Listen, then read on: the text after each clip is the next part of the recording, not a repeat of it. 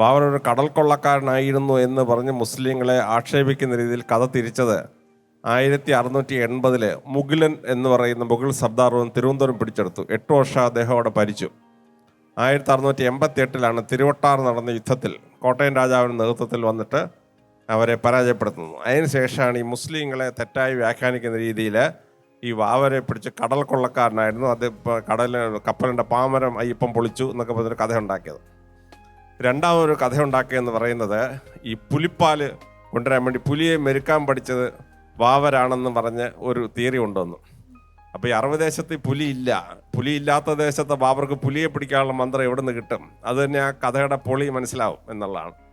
അപ്പോൾ ഈ പുലി എങ്ങനെയാണ് വരുന്നത് ചോദിച്ചാൽ, പാണ്ഡ്യന്മാരുടെ കൊടിയാടലമായിരുന്നു പുലി.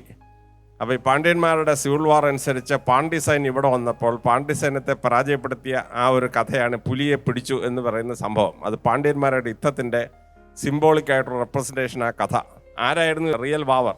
അപ്പോൾ ഹിസ്റ്റോറിക്കലി കുതിരപ്പട്ടാളത്തെയും കുതിര സവാരിയെയും കേരളത്തിലേക്ക് കൊണ്ടുവന്ന ചഗാതായി തുർക്കി വിഭാഗത്തിൽപ്പെട്ട ഇന്ത്യയിൽ റൗത്തർമാരായ ആ സെറ്റിൽപ്പെട്ട ആളാണ് വാവർ. ഹിസ്റ്റോറിക്കലി പഠിക്കുന്ന കുട്ടികൾ ഈ ഐതിഹ്യങ്ങൾ കേട്ട് കെട്ടുകഥ വിശ്വസിക്കാതിരിക്കാൻ വേണ്ടി ഞാനും ചരിത്രം ഒന്ന് എക്സ്പ്ലെയിൻ ചെയ്യുന്നുള്ളേ ഉള്ളൂ.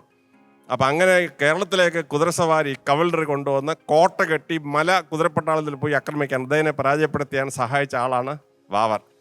വാവറും അയ്യപ്പനും തമ്മിൽ ഒരു യുദ്ധവും നടന്നിട്ടില്ല. അവർ തമ്മിൽ ആദ്യം വന്ന കാലം തൊട്ടേ ഈ പോസിബിലിറ്റി അയ്യപ്പൻ മനസ്സിലാക്കുകയും കേരളത്തിലെ സൈന്യങ്ങളെ തൃപ്തിപ്പെടുത്തുകയും ചെയ്തു. They were friends from the beginning. There was no quarrel.